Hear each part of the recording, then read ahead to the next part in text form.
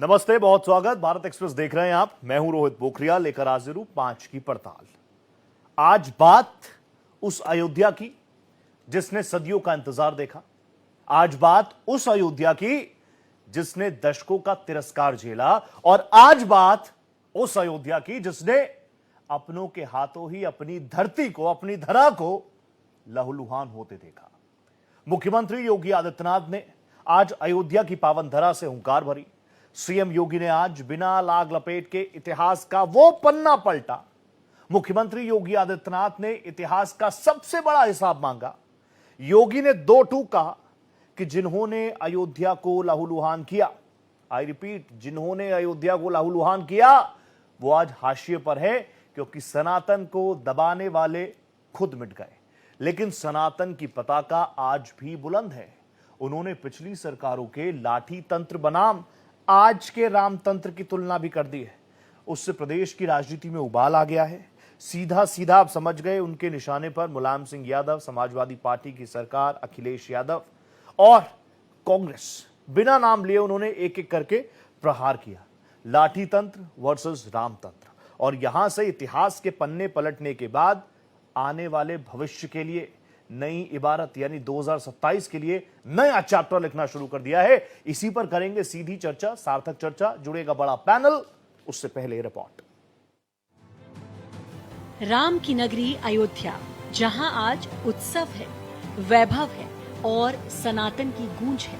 लेकिन इसी अयोध्या की धरती से मुख्यमंत्री योगी आदित्यनाथ ने इतिहास के उन पन्नों को खोल दिया जिसे कुछ लोग भुलाना चाहते थे। योगी ने साफ लफ्जों में कहा कि अयोध्या ने बहुत उतार चढ़ाव देखे हैं, लेकिन कोई भी षड्यंत्र सनातन को मिटा नहीं पाया। अयोध्या तो संदेश देती है और उसी संदेश को आगे बढ़ाने के लिए अब आप देखते होंगे देश और दुनिया का कोई भी ऐसा श्रद्धालु नहीं, सनातन धर्मावलंबी नहीं, जो अब अयोध्या आकर के दर्शन करके अभिभूत न होता हो। मुख्यमंत्री का सबसे बड़ा प्रहार समाजवादी पार्टी और पिछली सरकारों पर था। उन्होंने याद दिलाया कि कैसे एक समय अयोध्या की गलियों को लहूलुहान किया गया था।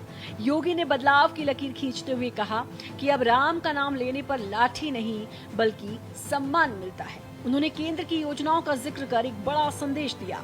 समय बदल चुका है, अब केंद्र की योजना का नाम भी जी राम जी है। आज पूरी दुनिया अयोध्या की तरफ देख रही है और षड्यंत्रकारी पस्त हो चुके हैं। पिछली सरकार ने अयोध्या को लहूलुहान करने का कार्य किया था। जिस अयोध्या में कभी संघर्ष नहीं होते थे, उस अयोध्या को लहूलुहान करने वाले लोग, उस अयोध्या में जिनके शासन में आतंकी हमले होकर के अयोध्या को लहूलुहान करने का प्रयास हुआ था, लेकिन प्रभु की कृपा और बजरंगबली जहां की रक्षा स्वयं कर रहे हो, वहां तो भूत पिशाच से निकट नहीं आवे महावीर जब। योगी आदित्यनाथ का ये बयान आने वाले समय की राजनीतिक दिशा तय कर रहा है। संदेश साफ है, अयोध्या की अस्मिता से खिलवाड़ करने वालों को इतिहास माफ नहीं करेगा। साफ है कि सीएम योगी ने अपने इस बयान से न केवल 2027 के चुनाव की बिसात बिछा दी है, बल्कि विरोधियों को उनके पुराने पाप याद दिलाकर बैकफुट पर धकेल दिया है। Bureau report, Bharat express. तो एक बार फिर से आप जानते हैं, अयोध्या पूरी तरह से सजी हुई है। वहां पर कई कार्यक्रम चल रहे हैं, अभिषेक के कार्यक्रम चल रहे हैं। 2 वर्षगांठ जो पूरी हो रही है, उस दिशा में भव्य तैयारी की गई है। उसी क्रम में आपने देखा योगी आदित्यनाथ जी वहां पर मौजूद थे, रक्षा मंत्री जी थे। एक एक करके क्या वीआईपी क्या आम, नए साल के आगाज से पहले बड़ी संख्या में आम श्रद्धालु भी पहुंच रहे हैं। लेकिन एक नई डिबेट यहां से शुरू कर दी योगी आदित्यनाथ ने। क्या 2027 की पिच योगी आदित्यनाथ ने अभी से सेट कर दी है? एक तरफ एसआईआर, दूसरी तरफ राम राज, रामतंत्र की बात आज योगी आदित्यनाथ ने की। मेरे साथ एक बड़ा पैनल जुड़ चुका है। मेरे साथ भारतीय जनता पार्टी के तेज तर्रार प्रवक्ता दिनेश प्रताप सिंह जी जुड़ चुके हैं। दिनेश दा, नमस्ते कर रहा हूं आपको, राम राम कहता हूं। मेरे साथ मोहिंदर प्रकाश, जाने माने प्रवक्ता है, one of my favourite faces Mohinder Prakash ji, Congress के तेज तर्रार वक्ता। मोहिंदर दा, आपको भी नमस्ते कर रहा हूं, आपको भी राम राम है मेरी तरफ से। और देश के जाने माने धर्माचार्य आपको स्क्रीन पर नजर आ गए होंगे। क्या इंट्रोडक्शन दूं। रावत साहब, एचएस रावत साहब मेरे साथ जुड़ चुके हैं, हर मुद्दे पर खुलकर बात करते हैं। राम की बात हो रही है तो रावत जी शुरुआत आज मैं आपसे कर रहा हूं। आज योगी आदित्यनाथ ने कई सारी चीजें कह दी, लाठी तंत्र का भी जिक्र कर दिया, रामराज का भी जिक्र कर दिया। पूरे देश में जब जब अयोध्या की जो तस्वीरें हम देख ले, जो लोग जा रहे हैं वो तो सौभाग्यशाली हैं ही हैं, जो लोग नहीं जा रहे, जो तस्वीरें देख रहे हैं वो भी देख रहे हैं अयोध्या कितनी भव्य है, दिव्य है।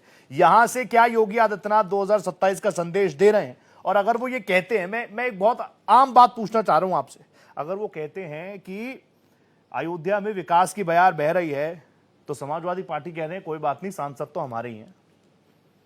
देखिए रोहित जी, इसमें कोई दो राय नहीं है। योगी आदित्यनाथ जी एक मठ के महंत हैं और एक महंत का काम होता है कि राजनीति के साथ साथ वो धर्म के प्रचार प्रसार के लिए भी काम करे, क्योंकि उनके पास दो जिम्मेवारियां हैं। और इसमें कोई दो राय नहीं है कि अयोध्या को उन्होंने वर्ल्ड फेमस बना दिया है और आज वर्ल्ड के अंदर सब जानना चाहते हैं कि देव दीपावली क्या है, दीपावली क्या है, राम मंदिर के अंदर प्राण प्रतिष्ठा कैसे होती है, ध्वजारोहण कैसे होता है।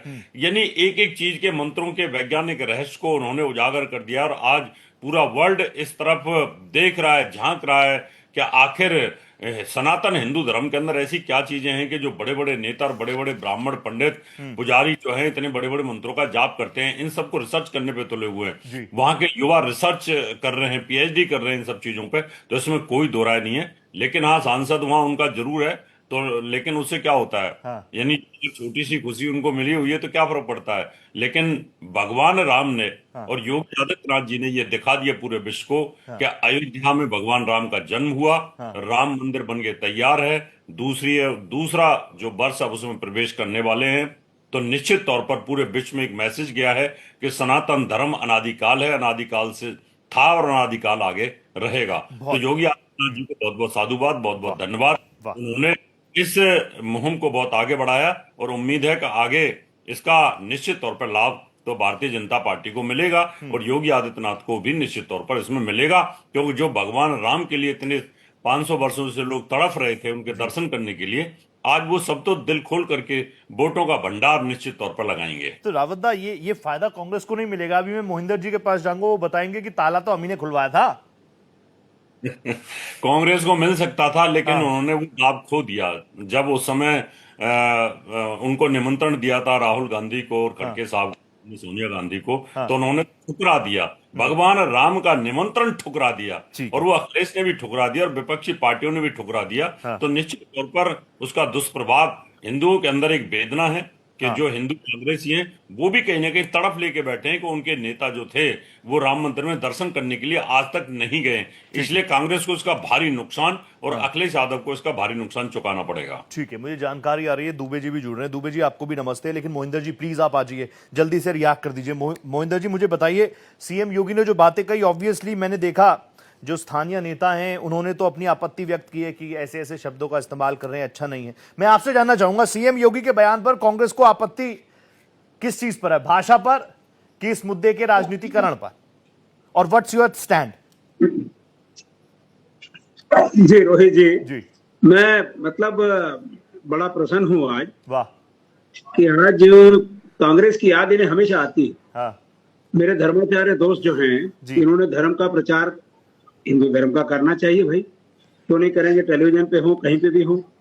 लेकिन एक साथ ये भूल जाते हैं, ये धर्म का जो राम का प्रचार हुआ, महाभारत का प्रचार हुआ, उसमें राजीव गांधी की कांग्रेस पार्टी की भूमिका बहुत बड़ी थी। हाँ, और कांग्रेस जो इलेक्शन हारी और योगी जी जो इलेक्शन जीते, मोदी जी जो इलेक्शन जीते, हाँ, वो राम मंदिर के कारण नहीं जीते थे। हाँ, वो 2G था, वो कॉमनवेल्थ गेम थे, हाँ, न जाने कैसे कैसे वो झूठे आरोप थे। अगर ये आज सच्ची बात करते रावत साहब, हाँ, तो आपने इलेक्शन जीता था झूठ बोलकर, हाँ, 2G, कॉमनवेल्थ गेम, और वो सारे चीज धराशायी हो गई। कोर्ट ने आज तक सबूत कोई पेश नहीं कर पाया। हाँ, हाँ, हाँ, तो भगवान राम का नाम लेके झूठ मत बोलिए।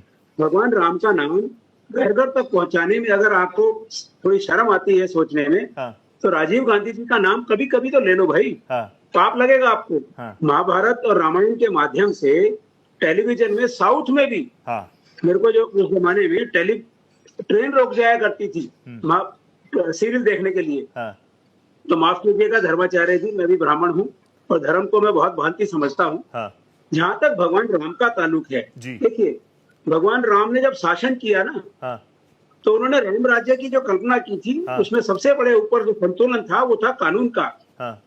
किसी एक व्यक्ति ने पत्नी के ऊपर एक अंगुली उठा दी थी सीता माता पर, उन्होंने त्याग कर दिया था। आप क्या सीखेंगे राम मंदिर से? आप क्या सीखेंगे राम के साहित्य से, राम के जो आदर्शों से क्या सीखेंगे आप? देखिए, जो एक राज्य है, राज्य की दो भूमिका होती है। आपने बहुत अच्छा कहा कि ये मठ से आए हैं तो इनकी दो भूमिकाएं हैं। दोनों भूमिकाएं क्या ये ठीक ठाक निभा रहे हैं? देखिए, धर्म की तो ये इसलिए निभाएंगे क्योंकि धर्म तो जानते हैं, और राज्य के पास जब धर्म की सत्ता आती है तो पैसा भी होता है, सब कुछ होता है। लेकिन क्या राज सत्ता जो ये चला रहे हैं, कानून की व्यवस्था जो चला रहे हैं, जो हिंदुस्तान का एक गुलदस्ता है जिसमें सभी धर्मों को पालन करने के लिए हमारे कानून ने कहा है, हमारे शासन ने कहा है। आप शासन में बैठकर मुसलमानों के लिए गाली नहीं दे सकते, आप अपने किसी और धर्म के लिए गाली या उसके लिए अपशब्दों का इस्तेमाल नहीं कर सकते। आप दूसरे लोगों को भाग जाने का जो विभिन्न उपमाओं से नहीं कह सकते। तो शासन चलाने का जहां तक ताल्लुक है, भगवान राम को शर्मिंदगी होगी कि मेरे ऐसे भी भक्त हैं जो नकली भक्त हैं कि नाम मेरा लेते हैं और शासन इनको इस चीज का नुकसान हो जाए, इनको इस चीज का नुकसान हो जाए। आपने एक्सपोज कर दिया, लेकिन फिर अभी हिसाब किताब उन चीजों का भी तो होगा जब राहुल जी कहते हैं हिंदुत्व, जो मंदिर जाते हैं लड़कियां छेड़ते हैं। हाँ मोहिंदर दा, आपसे भी और रावण साहब से एक सवाल पूछता हूँ। चाहे रावण थे, चाहे कितने भी बड़े बड़े राक्षस हुए, ये सब ब्राह्मणों की और ऋषियों की औलाद थे। इन्होंने जो वरदान प्राप्त किए थे, चाहे ब्रह्मा से लिए, चाहे विष्णु से लिए, चाहे हमारे शंकर भगवान से लिए, बड़ी पूजा पाठ करके, पूजा पद्धति, यज्ञ हवन करके लिए थे। लेकिन जब उनको मिल गए, मिलने के बाद उनका दुरुपयोग किया। आज वस्तुतः वही हो रहा है। अच्छा, ठीक है। जो इन्होंने शासन व्यवस्था ली है, राम मंदिर का निर्माण करवाया है, सारी चीज मान ली मैंने आपकी। लेकिन जो जब वरदान आपको मिल गया, शासन आपको मिल गया, तो उसके बाद जो आप दुरुपयोग कर रहे हैं, तो जो हश्र उनका हुआ था वही हश्र तुम्हारा होगा। ठीक है मोहिंदर दा, मैंने आपको 3 मिनट दिए नॉनस्टॉप। एक बार ओपनिंग हो जाए उसके बाद मैं वापस आपके पास आ रहा हूँ। 3-3.5 मिनट आपको नॉनस्टॉप दे दिए। एक बार दिनेश जी का रिएक्शन ले लूं। दिनेश दा प्लीज मुझे बताइए। अब देखिए, रावत साहब ने अपनी बात रख दी, मोहिंदर जी ने बता दिया वो ब्राह्मण है, उन्होंने तो पूरी कथाएं भी सुना दी, राक्षसों का जिक्र कर दिया। लेकिन आप मुझे बताइए, आपने भी, योगी जी ने भी पूरा हिसाब किताब खोल दिया, आज कच्चा चिट्ठा खोला, पुरानी बातें की। मैं तो ये कह रहा हूं, पुरानी बातों के साथ साथ क्या 2027 के लिए नया चैप्टर लिखने की भी तैयारी है क्या? और राम ही बेड़ा पार लगाएंगे? रोहित जी, सर्वप्रथम तो भारत एक्सप्रेस के माध्यम से मैं समस्त सनातियों को जी आज प्रभु श्री राम के विग्रह के 2 वर्ष स्थापना के 2 वर्ष पूर्व होने पर मैं सौभाग्यशाली है कि हम सबको ये दिन देखने का अवसर मिला।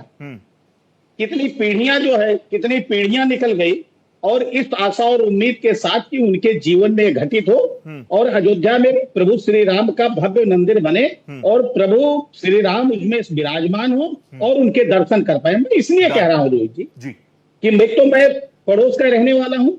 दूसरी मेरी शिक्षा दीक्षा जो है तत्कालीन अयोध्या में, तत्कालीन फैजाबाद में, आज के अयोध्या में हुआ है, और वहीं मैं पढ़ा था।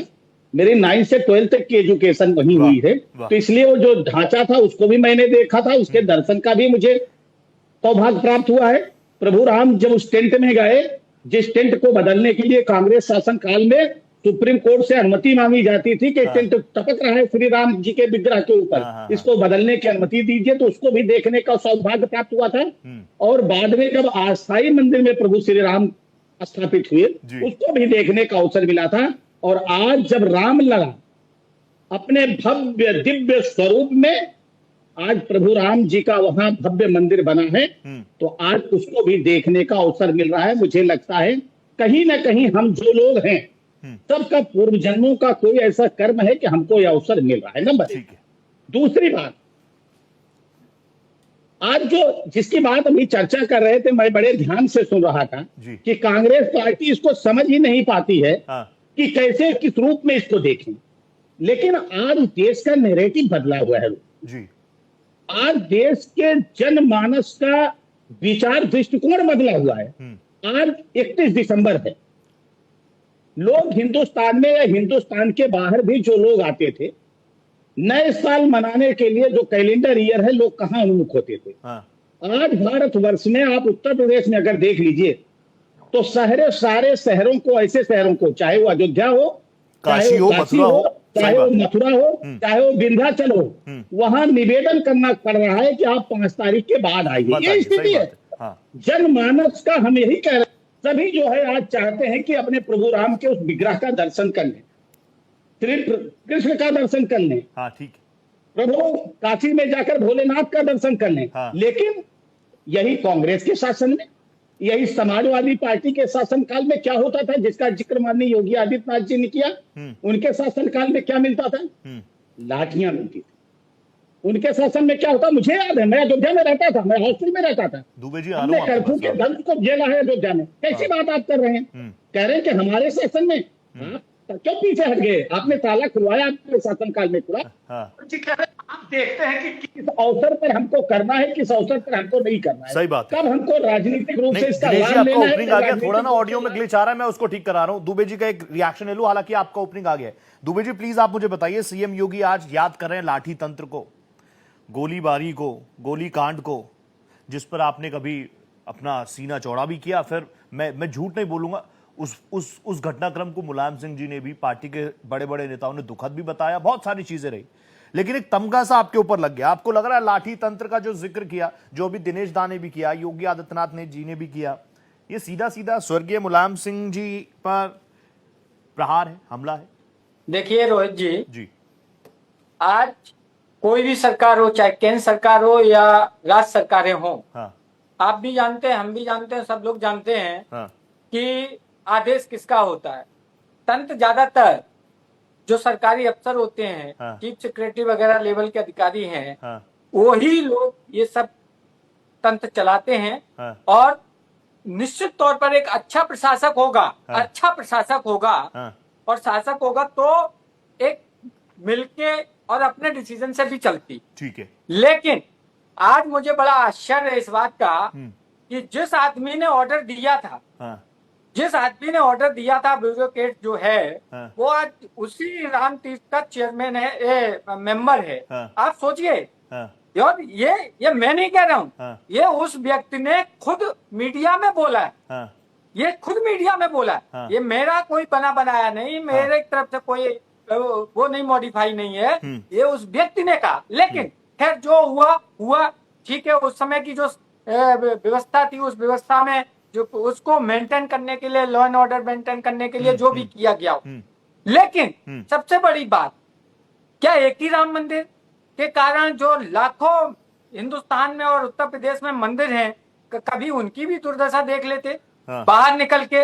ऐसे लाखों मंदिर मैं आपको दिखा सकता हूं, और या आप अपने कैमरामैन को भेजेंगे, हर जिले, हर गांव, हर मोहल्ले में जहां एक लोटा जल भी भगवान को नहीं चढ़ाया जाता।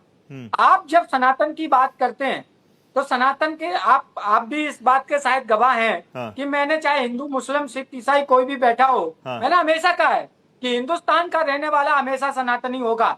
इस समय वो कोई भी मजहब, कोई भी धर्म अपना रहा हो, कोई बात नहीं है, लेकिन उसकी जो जड़ है वो सनातन है। और इसको आपके भी चैनल पे कई जो मुस्लिम स्कॉलर थे उनने भी स्वीकार किया कि हाँ ये बात सच है। तो मेरे कहने का मतलब, जो आपने टाइटल रखा सनातन की ओंकार, सनातन की ओंकार तो सब है, पूरा हिंदुस्तान सनातन है भाई। दुबे जी आप प्लीज, किसकी बात दुबे जी करोगे? आपको पता है मैं बीच में नहीं बोलता, लेकिन दुबे जी आपने कहा कि वो जो अधिकारी था वो आज राम, सब समझ गए आप किनका नाम ले रहे हैं। मैं भी, आपने नाम नहीं लिया इसलिए मैं भी नहीं ले रहा, अगर आप नाम ले लेंगे तो मैं भी नाम ले लूंगा, आपने नहीं लिया इसलिए मैं नहीं ले रहा। मेरे को नाम लेने में कोई तकलीफ नहीं है, लीजिए, बात बता रहा हूँ, एक बार लीजिए दुबे जी। मिश्रा जी है, हाँ मिश्रा जी का नाम आ गया। तो दुबे जी आप मुझे बताना चाह रहे हैं कि मुलायम सिंह जी इतने कमजोर चीफ मिनिस्टर थे कि अधिकारी ने चाहा कि कार सेवकों पे गोली चलेगी तो उन्होंने गोली चलवा दी, और उसके बाद जो मुलायम सिंह जी ने कहा कि मैं मुसलमानों के भरोसे पर कायम उतरता और भी लोगों को मारना पड़ता तो मारता, ये सारी बातें इतिहास में दर्ज है। दुबे जी, आप जैसा इंटेलेक्चुअल आदमी ये बात करेगा, मैं एक्सपेक्ट कर ही नहीं सकता। नहीं, ये लो ऑन पेपर है। आप अगर आरटीआई करें, आप अगर आरटीआई करें, मैं ये दावे के साथ कहता हूँ, अगर आप आरटीआई करें तो आपको ये मिलेगा कि वो जिला लेवल का निर्णय था। ये आप आरटीआई करके आप मंगा लेना। नहीं, मगर मैं ये कह रहा हूँ बिना आरटीआई करे जो जानकारी मेरे पास है, वो मुलायम सिंह जी ने तब ये क्यों कहा था कि अगर और भी लोगों को मारना पड़ता, लॉ एंड ऑर्डर को संभालना पड़ता, मैं इसको सीधा लॉ एंड ऑर्डर पर ले रहा हूं, हिंदू मुसलमान नहीं कर रहा। आप इस चीज का अगर क्रेडिट ले रहे हैं तो लीजिए ना, खुले खुले मन से लीजिए ना। मुलायम सिंह जी ने कहा कि नहीं कहा, सच बताइएगा दुबे जी, कि अगर और लॉ एंड ऑर्डर के लिए और गोलियां चलानी पड़ती तो और गोलियां चलती, कहा था ना। मैं बता रहा हूं, बाद में उन्होंने कहा कि ये दुखद फैसला था, मैं वो भी बता रहा हूं, लेकिन आप तो बोलिए दुबे जी। मैं क्या बोल रहा हूँ, हाँ। अगर ये आरटीआई में ना आ जाए हाँ। तो मैं आपके चैनल पे आना बंद कर दूंगा। मैं कह रहा हूं दुबे जी, बताइए। मैं आप पे पूरा विश्वास करता हूं, आप अगर बोल रहे हैं तो सच बोल रहे हैं, मैं इस बात को मान रहा हूं, लेकिन फिर मुलायम सिंह यादव जी ये क्यों, उसका क्रेडिट क्यों लिया? कहते उन्होंने ये बोला, हाँ। उन्होंने ये बोला हाँ। कि लॉ एंड व्यवस्था, लॉ एंड ऑर्डर का जो था हाँ। वो मेंटेन करने के लिए और भी होता तो हो सकता था। हाँ। ये बोला है। हाँ, तो उन्होंने हो ऐसा सकता, नहीं बोला। मतलब मैं ऊपर से हरी इसको झंडी accept थी ना करता हूं। दुबे जी, ऊपर से हरी झंडी तो थी ना देखिए, दुबे जी। अरे भाई आज कोई काम देखिए, एक ये अब यही देखिए, यही हम बता रहे, हाँ। आज नरेंद्र मोदी जी है प्रधानमंत्री देश के, ऑर्डर किसने दिया? सुप्रीम कोर्ट ने। लेकिन क्रेडिट कौन ले रहा है? मोदी जी और भारतीय जनता पार्टी।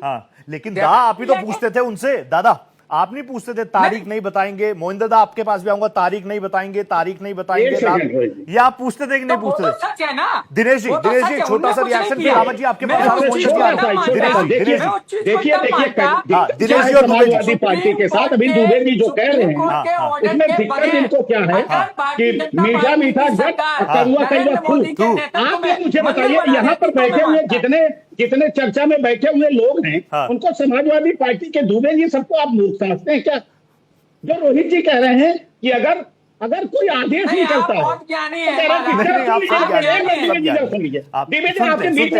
तुरंत मैंने कहा कि कोई अगर आदेश निकलता है, हम कह रहे कोई नियुक्ति का भी आदेश, अगर मंत्री कोई आदेश निकालता है, प्रधानमंत्री जी भी अगर कोई आदेश करते हैं तो किसके साइन से आता है? अंडर सेक्रेटरी के साइन से आता है। तो आप कह दीजिए आदेश अंडर सेक्रेटरी का है। अरे गजब मूर्खतापूर्ण बातें आप कर रहे हैं। आदेश जो रिटर्न में जाता है तो निश्चित तौर पर जो नीचे के लोग जो अधिकारी होते हैं वही आदेश जारी करते हैं। लेकिन देता आदेश कौन है? देता आदेश मुख्यमंत्री है, प्रधानमंत्री है, मंत्री है। आप लोगों को मूर्ख समझ रहे हैं। और दूसरी तरफ मुलायम सिंह यादव जी ने खुद कहा था इस बात को, या तो आपकी आरटीआई झूठी है, या तो आपका मुलायम सिंह यादव झूठे, या तो आप मुलायम सिंह यादव को भी झूठा कहिए। क्या वो भी झूठ बोल रहे थे? उन्होंने खुद कहा कि अगर जरूरत पड़ती तो और गोलियां चलवाता। कहा था कि नहीं कहा? आधी बात क्यों करते हैं आप? और दूसरी बात आपने कहा कि आपको क्या यही 2-3 मंदिर आपको क्या 2-3 मंदिर नहीं सारे मंदिर दिखे, लेकिन आपके शासनकाल में समाजवादी पार्टी को कब्रिस्तान के अलावा क्या दिखा? आपने कब्रिस्तान की बाउंड्री कराई, आपने एक मंदिर की बाउंड्री कराई। अधिकारियों की राय लेना, नीचे से मुस्लिम तुष्टिकरण की नीति में जिलाधिकारी की राय लेना, उसका क्या विचार है वो सब कंसिडर किया जाता है महाराज। कंसिडर नहीं होता, ऊपर से ऑर्डर आता है, बात सच है। मतलब मैं अपनी आंखों में अच्छी अच्छी चीजें बोलना टीवी में बहुत अच्छा लगता है, मैं भी बहुत अच्छा बोल सकता हूं। मैं तो इस उसमें हूं कि ये मेरी 2025 की आखिरी डिबेट है। आप लोगों ने मेरा पूरे साल बहुत साथ दिया, आप लोगों को साधुवाद है उसका। लेकिन अब आखिरी दिन तो हम कुछ अच्छा लेकर जाए ना, 2026 में जाए तो बेहतर चीजें लेके जाए। मोहिंदर जी कुछ कहना चाह रहे जल्दी से? मोहिंदर दा, फिर आ रहा हूं दिनेश जी, रावत साहब तुरंत आ रहा हूं। मोहिंदर दा आप पूछते थे कि नहीं पूछते थे? मोहिंदर दा आप पूछते थे ना कि तारीख नहीं बताएंगे, तारीख नहीं बताएंगे, तारीख नहीं बताएंगे। नीचे नाम आए कि राहुल जी नहीं गए, कांग्रेस के बड़े नेता नहीं गए, इससे क्या फर्क पड़ रहा है? नीतीश कुमार भी तो नहीं गए, बहुत सारे चेहरे नहीं गए, लेकिन आस्था तो है ना सबकी। रोहित जी आपने बड़ी अच्छी बात कही है। देखिए आपने एक जो चीज छेड़ी, मैं फंडामेंटल बात करता हूँ। आपको याद होगा जब बाबरी मस्जिद तोड़ी गई, सो कॉल्ड बाबरी मस्जिद, वो विवादित ढांचा, कोर्ट ने कहा विवादित ढांचा। हाँ, तो उन्होंने जो किया क्या वो सही था? संविधान सम्मत था? स्टेट के चीफ मिनिस्टर थे, वहां स्टे लगा है, किसी को उन्होंने कानून तोड़ने दिया। और वहां इंदिरा गांधी ने जहां स्वर्ण मंदिर में, तो वो स्वर्ण मंदिर कह रहा हूँ, स्वर्ण के वो गुरुद्वारा है वहां पर उन्होंने कानून का एक शासन बनाया। आप अंदाजा लगाइए, अगर इंदिरा गांधी भी डर जाती, धर्म के हिसाब से छुप जाती, तो आज देश की क्या हालत होती? आज आपको पाकिस्तान को खालिस्तान कहना पड़ता। उसने अपनी आहुति देती। तो देश में रक्षा किस चीज की जानी चाहिए? भगवान राम ने भी कहा है कानून की रक्षा, प्राण जाए पर वचन ना जाए। क्या कल्याण सिंह जी ने जो वचन दिया था उन्होंने निभाया? कानून अपना काम करता है, धर्म अपना काम करता है। चाणक्य ने बहुत बढ़िया से उसको खूबसूरती से कहा हुआ, उसको मैं फिर कभी सुनाऊंगा आपको। लेकिन एक बात देखिए, ये नेहरू परिवार, गांधी परिवार के ऊपर ही लक्ष्य करते हैं। लाल बहादुर शास्त्री जी भी तो शासन में थे, 16 महीने थे चाहे। उसके बाद न जाने कितने और प्राइम मिनिस्टर भी रहे, बिल्कुल रहे। ये सिर्फ इंदिरा गांधी और नेहरू को ही टारगेट करते हैं। हाँ। वाजपेयी जी को टारगेट क्यों नहीं करते? 6 साल प्रधानमंत्री रहे वाजपेयी जी। हाँ। और अब आप फैसले पे आ जाइए। हाँ। सुप्रीम कोर्ट ने जो फैसला किया, हाँ। क्या वो फैसला मान्य है? मैं एक हिंदू होने के नाते मान्य नहीं कर सकता कि मंदिर को तो बनाया, साथ में मस्जिद के लिए भी जगह दे दी। ये क्या फैसला है भाई? मस्जिद की जगह कैसे दे दी गई? अगर वहां मंदिर था, अगर ये मान लिया गया मंदिर था, कांग्रेस तो कांग्रेस को मांग करनी चाहिए लोकसभा में जाके, इसकी मांग करेगी कांग्रेस पार्टी कि नहीं देनी चाहिए। अगर दी गई है तो आप जमीन वापस ले लेनी चाहिए। कांग्रेस पार्टी को मांग करनी चाहिए। हिम्मत है कांग्रेस पार्टी किया है। सुप्रीम कोर्ट को भली भांति मालूम था पार्टी में नैतिक साहस है। प्रमाण के तौर पर सुप्रीम कोर्ट के सामने कुछ नहीं है। गांधी जी से प्रमाण के तौर पर कुछ नहीं है। सोनिया गांधी जी से धार्मिक आस्था है, नैतिक साहस है। धार्मिक आस्था के बेस पर उन्होंने कंप्रोमाइज किया था। कंप्रोमाइज ये किया कि मस्जिद के लिए भी जगह दे दी और मंदिर को भी दे दिया। ये बात अलग है कि मंदिर की जगह रख दी और मस्जिद को थोड़ा आगे खिसका दिया। ये क्या फैसला है? एक हिंदू के तौर पर, भारतीय होने के नाते आपको नहीं फंसा सकता। दिक्कत तो यही है ना, मैं इसीलिए बार बार कहता हूं हिंदू के तौर पर आप नहीं बयान कहीं अच्छा नहीं लगेगा। ये देश कांग्रेस को कॉम्प्रोमाइज करना पड़ जाएगा। मैं फंडामेंटल बात कर रहा हूँ दिनेश जी, आप सुनिए। मस्जिद को कैसे जगह दे दी रोहित जी? आपकी बात मैं कर रहा हूँ। मैं आज योगी जी से पूछना चाहता हूँ, जब मस्जिद उसके बाद आप बैठ के चर्चा कर रहे हैं, तो मंदिर का आप बैठ के उसके बाद आप चर्चा कर रहे हैं, तो क्यों चले गए थे? कांग्रेस पार्टी पूरी क्यों सुप्रीम कोर्ट में चली गई थी? क्यों एफिडेविट दिया था कि राम का अस्तित्व नहीं, राम शेष का अस्तित्व नहीं है? किसने दिया एफिडेविट? क्या किसने दिया था एफिडेविट? आम के श्री राम प्रभु श्री राम के अस्तित्व को किसने नकारने का काम किया? क्या वाजपेयी जी बात करते हैं बैठ के, झूठ फैलाने का काम करते हैं। अगर आप अपने उसी सही बात है जो आप कह रहे हैं कि ऐसा इंदिरा जी ने किया, अगर उसी पर आप कायम रहते तो आप प्रभु श्री राम के अस्तित्व को नकारने का काम क्यों करते हैं? और प्रभु राम के अस्तित्व को नकारने का ये नतीजा है सुप्रीम कोर्ट का ऑर्डर नहीं मानेगा। ऐसी परंपरा रावत दा के पास जाना पड़ेगा मुझे। रावत सर, अभी आपने मोहिंदर दा को सुन लिया। मोहिंदर दा तो ये कह रहे हैं कि कोर्ट ने हाँ मोहिंदर जी। रोहित जी, मैं एक बात कहता हूँ, क्या वाजपेयी जी को भी शामिल कर? क्या बीजेपी वाजपेयी जी के शासन को, 6 साल के शासन को भी उसी में एक्यूज करती है कि उन्होंने मंदिर नहीं बनवाया? अगर ना जी के शासनकाल को सुशासन के रूप में देखा जाता है, हम भी उनको मनाते हैं, सुशासन दिवस के रूप में मनाते हैं। कोर्ट ने समझौता, मुस्लिम तुष्टीकरण की राजनीति वाजपेयी जी नहीं करते। समझौता किया, मुस्लिम तुष्टीकरण की राजनीति जो है, रावत जी मैं आ रहा हूँ तुरंत, दिनेश दा तुरंत आ रहा हूँ, दिनेश दा तुरंत आ रहा हूँ। रावत जी प्लीज, अब मोहिंदर जी तो बता रहे हैं, मोहिंदर जी ने तो पहले भी कहा कि देखिए देश में जो हिंदू आस्था थी उसको किस तरीके से धरातल पर उतारा जाता है ये कोई कांग्रेस से सीखी। उन्होंने कई सारे मंदिर, गुरुद्वारे, उनका जिक्र कर दिया, आपने सुना होगा। अभी वो कह रहे हैं कि कोर्ट ने भी कौन सा फैसला दिया, कौन से तथ्यों के आधार पर दिया, कॉम्प्रोमाइज किया, हिंदुओं को भी जगह दे दी, मुसलमानों को भी जगह दे दी। देखिए वो तो कोर्ट का मैटर है, उस पर तो हमारा कहीं ना कहीं कोई आरोप लगाना या उसके बोलना मुझे लगता है उचित नहीं है। कोर्ट इस मामले को लेकर गया, लेकिन हाई कोर्ट के ऊपर हम बोल सकते हैं, लोअर कोर्ट के ऊपर बोल सकते हैं कि जो सरकारें पिछले 65 से 70 सालों से जो डॉक्यूमेंट थे, जो डॉक्यूमेंट प्रमाण के तौर पे थे, उनको ये इंग्लिश में कन्वर्ट नहीं करा सके। और वो लगातार उसको कोर्ट में तारीख पे तारीख डलती गई, तारीख पे तारीख डलती गई। जब मोदी जी की सरकार आई, योगी जी की सरकार आई, तो फटाफट उन मंशा में बदलाव हुआ, आप ये कह रहे हैं? अब किया, जैसे सुप्रीम कोर्ट ने डे टू डे सुनवाई करी और सुनवाई करने के बाद ये फैसला दिया। ठीक है। अभी कांग्रेस जी के प्रवक्ता हैं वो अच्छी बात, लेकिन इसमें कोई दो राय नहीं, राजीव गांधी ने ताला खुलवाया था। लेकिन कहते हैं कि मौके पर अगर चौका ना लगे तो जीत बड़ी मुश्किल हो जाती है। अगर आप जैसे ही ताला खुलवाया था वैसे ही अगर आपकी मुहिम होती कि भाई हम मंदिर का निर्माण कराना चाहते हैं, भव्य मंदिर का फैसला, तो रावत दा उनके ऊपर सांप्रदायिकता का ठप्पा नहीं लग जाता? वो नहीं चाहती थी ना कांग्रेस, वो तो ये अभी भी करने के लिए तैयार नहीं है। अभी भी मोहिंदर जी की बात सुन के बोल रहा हूँ ये बात की सांप्रदायिकता का ठप्पा ना लगे, हम सेक्युलर हैं, में हमारा सहयोग है। और अगर नहीं कर सकते तो कृष्ण जन्मभूमि के लिए कर दें। या ज्ञानपीठ काशी विश्वनाथ के अंदर बीच में खड़ी हुई है, वो एक तरह से हिंदुओं को आंसू रुलाती है, तो उसको आंदोलन कर दे तो क्या दिक्कत है? रावत दा वो क्या कह रहे हैं, रावत दा वो क्या कह रहे हैं? वो यही तो कह रहे हैं कि देश कानून से चलेगा, हम में हिंदुओं की भी आस्था है, भगवान श्री राम भी आराध्य हैं, जो दूसरे लोग मानते हैं उनका भी पूरा मान सम्मान है, कानून संगत काम होगा, यही तो असली राम राज्य है। लेकिन आप मुझे बताइए ना, वो ये कह रहे हैं कि यानी मुलायम सिंह जी भी तो ठीक किया, फिर गोलियां चली तो ठीक थी, क्योंकि कोर्ट का ही तो आदेश था कि ये जो मॉन्यूमेंट है, ये जो ढांचा है, इस पर किसी भी तरीके से कोई खरोंच ना आ जाए, तो लॉ एंड ऑर्डर बचाना था, इसलिए गोलियां चल गई। रोहित जी, करपाती महाराज जी ने एक आंदोलन किया था गौ हत्या का। उस समय तो कोर्ट का आदेश नहीं था, और उस समय इंदिरा गांधी ने साधुओं पे गोली चलवा दी थी और बोट के ऊपर खून की नदियां बह गई थी। उस समय कांग्रेस कहां थी? तो हिंदुओं के लिए अगर इन्होंने सोचा होता तो उस समय गौ हत्या को बंद कर सकते थे, नहीं सोचा इन्होंने।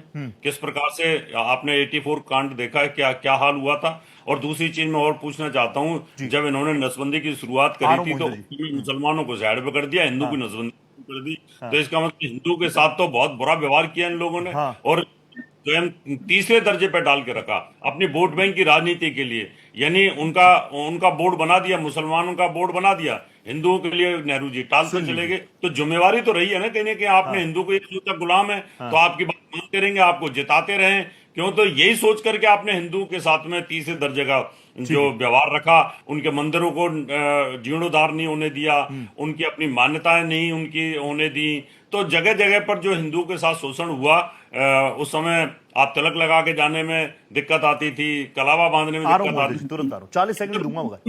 हाँ, तो कम से कम आपने हिंदू के साथ भ्रष्टाचार किया तो कोई दोष नहीं है। हाँ ठीक है मोहिंदर जी, आरोप ये है यू आर सो सेलेक्टिव कि आपकी जो नसबंदी जैसी योजनाएं थी उसमें भी आपने हिंदुओं को पकड़ा। और भारतीय जनता पार्टी आज की जो मोदी सरकार है, उनका कहना है हम तो सिलेंडर भी बांट रहे हैं, तो ये थोड़ी देख रहे हैं कि हिंदू है कि मुसलमान है कि जैन है कि क्रिश्चियन है। देखिए रोहित जी, ये अगर इतिहास को बदलने की कोशिश करेंगे तो हम इसे रोकेंगे। इसमें क्या है, देखिए ऐसी कौन सी मस्जिद को ताला खुलवा दिया कांग्रेस ने? कोई ऐसी विवादित कोई संस्था या कोई ऐसी जगह रही हो जो मुसलमानों को दे दी गई हो बिना कानून के सरकार से? हमने लॉ एंड ऑर्डर को मेंटेन किया। मेरा सवाल का जवाब नहीं दिया इन लोगों ने। अगर कल्याण सिंह जी ने, सरकार क्यों गिरी, कानून का क्यों उन्होंने पालन नहीं किया? एक आप क्या मान सकते हैं, आज मोदी सरकार उनको कहती है, ममता जी को, कि बॉर्डर नहीं करने देती। एक चीफ मिनिस्टर जब कहना नहीं मानेगा, कानून का पालन नहीं करेगा, आप ये स्थिति देश में लाना चाहते हैं, अराजकता लाना चाहते हैं। नंबर टू देखिए, बार बार ये कहना कि किसी मंदिर को बनाने के लिए राज सत्ता का सदुपयोग या दुरुपयोग, जो भी आप कहना चाहें, कानून अपना काम करेगा। अगर कानून में कौन से चीज को हिंदी में अनुवाद नहीं किया? महेंद्र जी आप ये बताइए, धर्माचार्य साहब बताइए, कौन सी चीज कानून की हिंदी में ट्रांसलेट करके लाई गई? आप झूठ बोलते हैं, वो उर्दू में। महेंद्र जी सुनिए, आपने कहा कि कानून का पालन नहीं किया। इंदिरा गांधी देश की प्रधानमंत्री थी, उन्होंने संविधान का पालन किया इमरजेंसी लगा करके, उन्होंने देश के साथ शोषण किया। तो माफी मांग तो ली रावत दा, माफी मांग ली उसकी, कांग्रेस ने माफी मांग ली उसकी। अब आप देखिए, अब ये धर्माचार्य नहीं, ये बीजेपी के हैं। फिर नहीं ऐसा तरह से बहस करें, अगर धर्म की बात करें तो धर्म की बात कीजिए। धर्म की बात ये है, धर्म की बात ये है, देखिए ये देश जो है, देश भगवान राम हो चाहे भगवान कृष्ण हो, उनको कानून, जो राज्य सत्ता का जो कानून होता है, उसका पालन करना ही राम राज्य है। ठीक है, आपको सबको एक दृष्टि से देखना पड़ेगा, सभी नागरिकों को। आप नागरिकों में चेंज नहीं कर सकते कि इसको मैं सेलेक्टिव लूंगा, उसको नहीं लूंगा। पर आप झूठ बोलते हैं कि नसबंदी उन्होंने सेलेक्टिव की। बहुत झूठ बोलते हैं, ऐसा कहीं प्रमाण नहीं है जहां ये कहा गया हो कि मुसलमानों को या जैनियों को या सिखों को बख्शा गया हो और दूसरों को ना किया गया हो। और कांग्रेस ने माफी मांगी, इंदिरा गांधी ने माफी मांगी और जनता ने उन्हें माफ किया।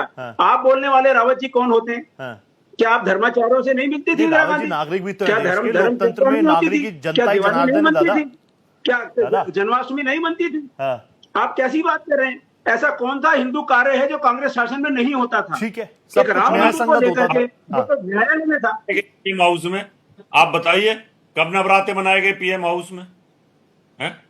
अरे आप तो कोई इतिहास बता दो, राष्ट्रपति भवन में या प्रधानमंत्री कार्यालय में कभी नवरात्रों की पार्टी हुई थी क्या? आप बताओ कभी हुई होती?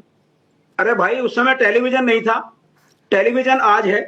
टेलीविजन के कैमरे को प्राइम मिनिस्टर के घर में लाना नहीं लाना उसकी जिम्मेदारी है। प्रधानमंत्री कार्यालय में मनाई गई है। आप क्या कहना चाहते हैं इससे? डन। दुबे जी और दिनेश जी, दुबे जी वापस दूंगा मौका आपको। दुबे जी और दिनेश जी मेरे साथ रहेंगे स्क्रीन पे। दुबे जी, योगी जी ने कंपैरिजन कर दिया। मैं कह रहा हूं पुरानी बातों पर चलो, कोई बात नहीं, मिट्टी डालो, आगे बढ़ते हैं। 27 सामने है, एसआईआर हो गया है, 3 करोड़ वोटर में से 1.5 करोड़ वोटर को नोटिस भी दिया जा रहा है। लेकिन वो कह रहे हैं कि एक तरफ लहूलुहान अयोध्या थी, आज भव्य दिव्य नव्य अयोध्या है। आपको लग रहा है 27 में ये उनका फायदा करेगा? हालांकि सांसद तो आप ही हैं, मैं फिर ये कह रहा हूं, बार बार वो आप पर रामद्रोही होने का इल्जाम लगाते रहे। अयोध्या वासी ने चुना समाजवादी पार्टी को। दुबे जी, रोहित जी, मैं इसमें एक चीज और ऐड करना चाहूंगा। Please add. उतने टाइम मेरी बात काट दी गई थी, इसलिए प्लीज अगर वहां पर गोलीकांड हुआ और दूसरी जगह जहां मेरे किसान जो अन्नदाता हैं, जिनकी वजह से हम लोग जीवित रहते हैं, फलते फूलते हैं, जब उन पर गोलियां चलती हैं तो वो सनातनी नहीं थे क्या? इसका जवाब कौन देगा? तो क्या मोदी सरकार में से कोई आया सामने जिसने कहा कि किसानों पर गोली चली, I am proud of it? कहा किसी ने? उनके खिलाफ हमने शो किए कि नहीं किए? गोली चलवाने वाला कौन था? गोली चलवाने वाला कौन था? गोली चलवाने वाला कौन था? इसीलिए मैंने ये कहा कि लोकल एडमिनिस्ट्रेशन जो होता है वो डिसाइड करता है, उसकी रिपोर्ट ऊपर जाती है, ऊपर से फिर होता है मंत्रणा होने के बाद। आज आप बैठे हैं, आप डायरेक्ट बोल देंगे कि दुबे जी को गोली मार दो। आप अगर पावर में नहीं कर पाएंगे ना, नहीं हो सकता। आप सिचुएशन नीचे से रिपोर्ट मंगाएंगे, पूरा क्या हालात हैं, हालात अच्छे हैं कि नहीं है, नीचे की रिपोर्ट ऊपर की रिपोर्ट तब मिलाकर डिसीजन लिया जाता है। इसलिए भारतीय जनता पार्टी जो इस तरीके के आरोप लगाती है, ये आरोप सही नहीं है। नेताजी ने हमेशा कहा कि लॉ एंड ऑर्डर मेंटेन करना पड़ेगा, कोई भी सरकार हो करना पड़ेगा। ठीक है, इससे कोई बच नहीं सकता। बता दीजिएगा मुझे। अब आए दूसरी चीज, बताइए। अब आपने बोला 27 के लिए, 27 के लिए राम मंदिर ही। आप हमें एक चीज बताइए, क्या मैम ठीक है राम मंदिर बना, हमारी भी भावना उनके साथ है, आपकी भावना जल्दी से हर हिंदुस्तानी की है, इसमें कहीं कोई दो नहीं। ठीक है, लेकिन क्या राम मंदिर बनने से ही अयोध्या के सिवाय बिजनौर है, आपका कानपुर देहात है, फरकाबाद है, इटावा है, औरैया है, यहाँ के बेरोजगारों को नौकरी मिल जाएगी? तो इटावा है, मैनपुरी है, सैफई है, सारी चीजें हो तो रही है हर जगह। क्या महंगाई पे कंट्रोल हो जाएगा? आज सोना 1.5 लाख रुपया हो गया है। 1.5 लाख रुपया। अयोध्या की गली गली में होम स्टे खुल गया है। अयोध्या की गली गली में होम स्टे खुल गया, गली गली में। कोई छोटे से छोटा रूम लोगे 4,000 रुपए का किराया। उन लोगों की अर्थव्यवस्था तो घूमी गई है ना, वो तो कह रहे हैं प्रभु श्री राम की जय। नहीं, मैंने देखिए, मैं ये नहीं बोल रहा हूँ कहीं का भी विकास हो, अच्छी बात है, होना चाहिए, लेकिन क्या सारा विकास वहीं केंद्रित होगा? नहीं होगा ना। उससे तो पूरा हिंदुस्तान, पूरा उत्तर प्रदेश नहीं चलेगा।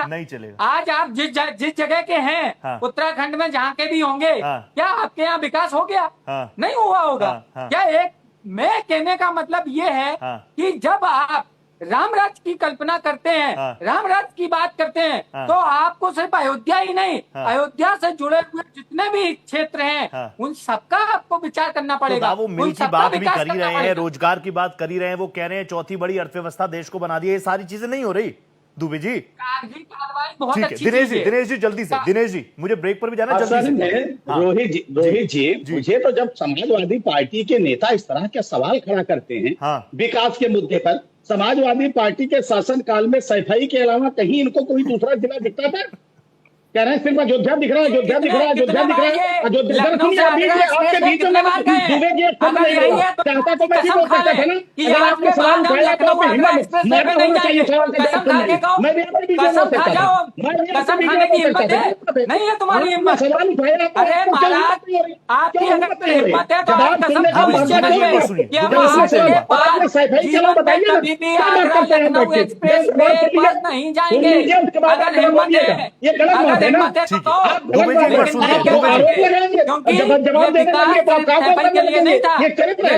ये समाजवादी पार्टी का लखनऊ से लेके आगरा तक करने वाले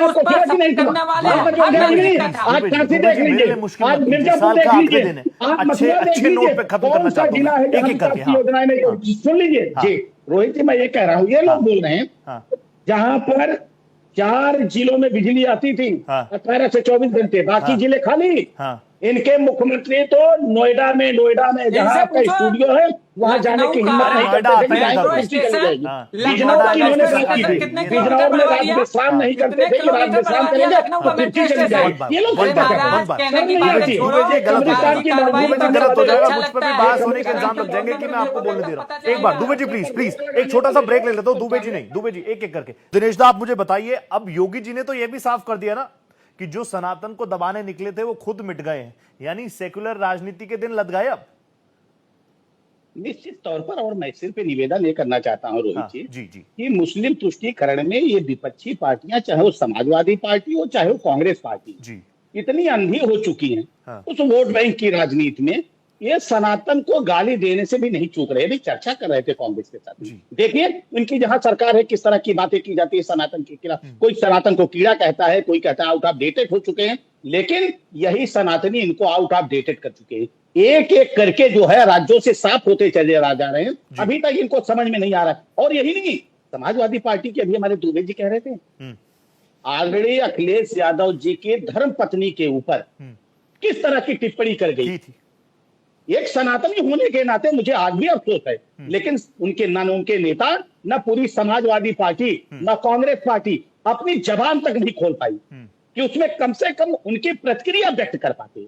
ये अगर इस देश का, इस प्रदेश का, इस पार्टियों का ये हाल है तो प्रभु राम ही मालिक हैं, और प्रभु सब राम श्री राम सब देख रहे हैं, और प्रभु श्री राम सब निर्णय कर रहे हैं, उसमें कहीं से कोई संशय नहीं है। ये राम भक्तों पर गोलियां बरसाने वाले लोग, ये राम भक्तों पर लाठियां बरसाने वाले लोग, वो उनके मंदिरों में लोगों को पूजा न करने देने वाले लोग, ये यही कांवड़ यात्रा में लोगों को कांवड़ यात्रा न निकालने देने वाले लोग, ये प्रभु शंकर जी के भजन को ना गाने देने वाले लोग, आज इनका हश्र आपने देख लिया। आज उत्तर प्रदेश हो चाहे बिहार हो चाहे जहां भी, एक जगह से प्रभु राम की कृपा इन पर हो रही है। दिनेश दा, उन पर कृपा हो ना हो, लेकिन वो तो आपको मजाक उड़ाते हैं कि अयोध्या वासियों ने तो आपको बाहर, अयोध्या वासियों ने तो आपको चुना नहीं।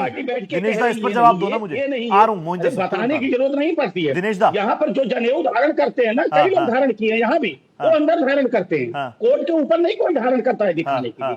आप कुछ समय के लिए आप सनातनी बन जाएंगे, उसके बाद आप सनातन का विरोध करने लगेंगे। समाजवादी पार्टी के नेता उस समय श्यामी प्रसाद मौर्य के समाजवादी पार्टी के थे, जब उन्होंने रामचरितमानस पर टिप्पणी की थी, उसकी प्रतियां को फाड़ा था, तो क्या समाजवादी पार्टी या कांग्रेस पार्टी के मुंह से एक शब्द निकला था क्या? जरा बता दे। ठीक है। और यही अगर हिम्मत है, मैं चुनौती देकर कहता हूँ आपके चैनल पर, कांग्रेस पार्टी या समाजवादी पार्टी, इनमें के दोनों जिन नेता बैठे हैं, जरा दूसरे धर्म के बारे में टिप्पणी करके, कोई बात नहीं, मैं कह रहा हूं सर्वधर्म सद्भाव, यही तो मेरे सनातनी होने की पहचान। लेकिन दिनेश दा, वो आपका मजाक उड़ाते हैं। दिनेश दा, वो कहते हैं अयोध्या अयोध्या अयोध्या, राम मंदिर राम मंदिर राम मंदिर, विकास विकास विकास, इकोनॉमी इकोनॉमी इकोनॉमी, लेकिन जब चुनने की बारी आई तो समाजवादी पार्टी को चुना, आपको नहीं चुना। अयोध्या और विकास एक दूसरे के पूरक हैं। आप जाके अगर कभी, मुनिंदर जी मुझे नहीं पता है कि अयोध्या पहले गए थे अब गए कि नहीं, जरा अगर गए हो तो तब चले गए हो, अगर हो सकता है चोरी चुपके इनके नेता नहीं गए, मुनिंदर जी हो आए होंगे, इनको परिवर्तन दिखता है। अभी इस चर्चा के बाद इनको फोन करके पूछिएगा तो ये भी यथार्थ को स्वीकार करेंगे, लेकिन इनकी मजबूरी है, अभी नौकरी चली जाएगी। अभी सही बोल देंगे तो नौकरी चली जाएगी ना। अरे दा, बहुत बड़े बिजनेसमैन है, बहुत बड़े बिजनेसमैन है, नौकरी थोड़ी ऐसे रखते हैं, नौकरी देते हैं। मोहिंदर दा जल्दी आ जाइए। दिनेश दा ने कहा यू आर आउटडेटेड क्योंकि आप सनातन का अपमान करते हैं, रामद्रोही, you are outdated. Dubey ji तुरंत आ रहा हूं। मोहिंदर दा, मैं रोहित जी बड़ा मतलब असमंजस में पड़ गया हूं।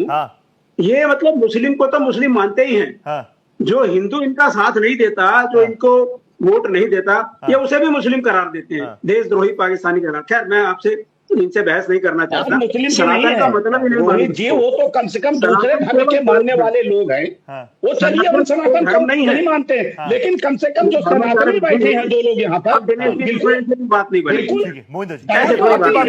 जब सनातनी उनकी भाषा बोलने लगते हैं तो दया तो आनी स्वाभाविक है। मुनिंदर जी वो ना बोले, वो दूसरे धर्म पंथ के मानने वाले लोग हैं, उनके बोलने से उतनी पीड़ा नहीं होती है। लेकिन जब एक सनातनी बोलता है और सनातन के खिलाफ बोलता है तो निश्चित तौर पर पीड़ा होती है। वो कह रहे हैं दुर्भाग्य है कि सनातन होकर भी आप सनातन विरोध की बातें ज्यादा एंडोर्स करते हैं। आगे सवाल दिनेश साहब, मैंने सवाल ले लिया। मोहिंदर दा प्लीज बोलिए। आपने किया, एक ट्वीट आपने किया, दिनेश पार्टी के नेता को अपने पार्टी के नेता को अपने दल से निकाला, जरा बता दीजिए ना। आपको तो आनंद आता है और आप ये सब करवाते हैं, ये पर्दे के पीछे खड़े होके ये आप करवाते हैं, मेरा सीधा आरोप है। और हिम्मत न होती, लोगों की हिम्मत नहीं होती इस तरह की बात करने जवाब ले रहा हूँ। अभी कल आपके एक नेता ने किस तरह की टिप्पणी की? दिनेश दा मोहिंदर जी सवाल आ गया आपके पास, बताइए। आपकी नहीं आई, क्यों नहीं आई भाई? अरे दिनेश जी, किसी को तो बोलने दो यार, सत्ता में बैठे हो, कम से कम यहाँ तो बोलने दो हमें। सनातनी हो मनिंदर जी, आप भी सनातनी है। अब ये लेकिन अब मैं ये पूछता हूँ रोहित जी, ये नहीं बनता रोहित है कि जी, आप सनातन जो को ही गाली बुलडोजर दें। है, यही अब मैं देखिए, सत्य ही सनातन है, सनातन ही सत्य है। और आपने तो कह रहे थे तब टीवी, रुपया कहाँ पहुंच गया डॉलर के मुकाबले। मैं उन बातों पे आना नहीं चाहता क्योंकि उस बारे में इनको बोलना ही नहीं आता, पता ही नहीं है कुछ इसके बारे में। ठीक है, जो छोटी सी बात मैं कहना चाहता हूँ, योगी जी का बुलडोजर कर दिया था। कैसी बात कर रहे हैं आप? उस समय टीवी थी, आप ही कह रहे हैं कि उस समय रामायण महाभारत सीरियल आता था, टीवी थी तभी तो आता था।